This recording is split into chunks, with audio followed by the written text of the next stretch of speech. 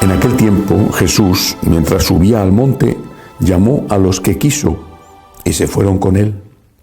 E instituyó a 12 para que estuvieran con él y para enviarlos a predicar y que tuvieran autoridad para expulsar a los demonios. Simón, a quien puso el nombre de Pedro, Santiago, el de Zebedeo, y Juan, el hermano de Santiago, a quienes puso el nombre de Boanerges, es decir, los hijos del trueno. Andrés, Felipe, Bartolomé, Mateo, Tomás, Santiago el de Alfeo, Tadeo, Simón el de Caná y Judas Iscariote el que lo entregó. Palabra del Señor. Gloria a ti, Señor Jesús. Qué interesante este fragmento del Evangelio de San Marcos. Aparentemente no es más que una lista de nombres y sin embargo está lleno de contenido. Primero, dice el Evangelio que Jesús, de forma deliberada y no por capricho y después de haberlo pensado muy bien, dice que llamó a los que quiso. No es un derecho. Vivimos en una época en la cual todos son derechos. Esto no es una casualidad. La inflación de derechos es algo que tiene también un motivo económico. Cuando tú te sientes con derecho a algo, no lo pides, sino que lo reclamas. Favorece, por lo tanto, el consumo. Y vivimos en la sociedad no del consumo, es como se la llama, pero no es así, sino del consumismo, que es muy distinto. Pero esto tiene también un aspecto muy negativo. El primer aspecto negativo es que no damos nunca las gracias por nada, porque como todo es derecho, tenemos derecho a todo. Por supuesto que hay cosas a las que sí tenemos derecho, pero hay otras que no. Son favores que pedimos y los favores se solicitan con humildad y si te los dan los tienes que agradecer. Si no te los dan no tienes por qué quejarte, era un favor que estabas pidiendo. Y esto que está impregnando toda la sociedad, todas las relaciones sociales, las relaciones laborales, cualquier aspecto que tenga relación con el hombre, esto también está impregnando nuestra relación con Dios. Incluso los creyentes nos ponemos delante del Señor sin darnos cuenta, Nos ponemos delante del Señor no como aquel que está delante de un superior, al cual le debe todo, empezando por la vida, sino como el que está delante de un igual o incluso de un inferior.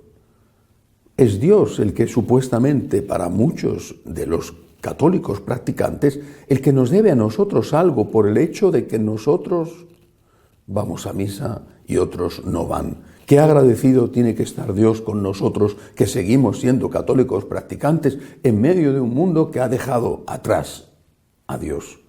Pues no es verdad. Los agradecidos tenemos que ser nosotros. Qué agradecido estoy a Dios que me ha dado el don de la fe cuando a tantos quizás se lo han dado y lo han perdido o no se lo ha dado, no lo sé. Pero qué agradecido estoy a Dios que me ha dado el don de la fe. Y esta inflación de derechos afecta también, repito, al sacerdocio. El sacerdocio no es un derecho. Nadie tiene derecho a ser sacerdote. Es un don del Señor. Que da, lo dice el Evangelio de hoy, a los que Él quiere. Lo da a los que Él quiere. Él tenía en ese momento muchos discípulos, hombres y mujeres. Insisto, también tenía discípulos a mujeres. Y algunas las conocemos por su nombre y otras muchas son anónimas, lo mismo que son anónimos la inmensa mayoría de los discípulos que tenía, de los seguidores que tenía.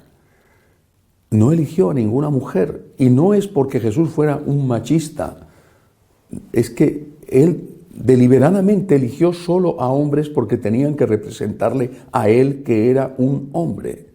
En un mundo como este, en el cual ya no se habla ni siquiera de bisexualidad, sino de sexo líquido, que es como se llama ahora, sexo líquido, porque lo mismo que el agua, que cualquier líquido fluye y varía de día en día, casi de hora en hora. Bueno, pues en un mundo como este, Jesús, en cambio, tiene en cuenta la naturaleza de la persona. Él es un varón, él era un varón. Él era un hombre y eligió a hombres que le tenían que representar a él como hombre, sin que eso supusiera una merma de la dignidad de la mujer. Y además no eligió a todos los hombres, eligió a 12. Allí nadie protestó. María Magdalena no dijo: qué barbaridad, ¿por qué no me ha nombrado a mí apóstola? Y es eso que todavía en ese momento no sabían lo que iba a pasar, ni sabían lo de la cruz, ni tampoco lo de la resurrección. Pues yo quiero ser apóstola, yo quiero ser sacerdotisa, obispesa, en el caso hipotético, que no era así, de que hubieran tenido una visión del futuro. Yo quiero ser sacerdotisa de la nueva religión, obispesa o obispa de la nueva religión, papisa de la nueva religión. Jamás María Magdalena se le pasó eso por la cabeza, y por encima de María Magdalena y por encima de todos los apóstoles está la Santísima Virgen María, la siempre Virgen María, Madre de Dios. Ningún problema por parte de la Virgen, ninguna queja, ninguna recriminación. A mí no me ha elegido apóstola. Pues fíjate, lo que es, y yo en cambio soy su madre. ¿Por qué no me ha puesto a mí en el primer lugar, de jefa del grupo, de cabeza de la iglesia, en fin, de lideresa para mandar y para poder decidir dónde va uno, dónde va otro? Y lo mismo los hombres que no fueron elegidos. Ha elegido a unos. El Evangelio lo dice con toda claridad, porque Él quiso. Es un misterio esta elección, es cierto.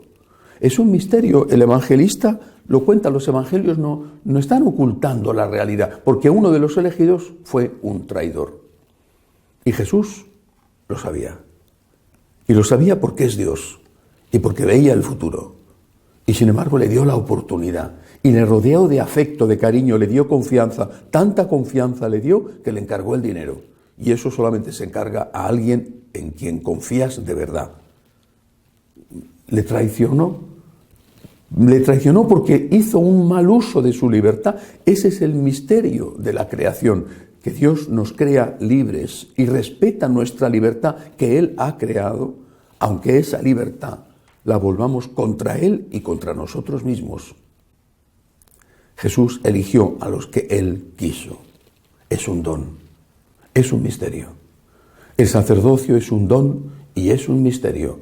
Un misterio porque ha sido confiado a hombres pecadores. Es un don porque nadie se lo merece.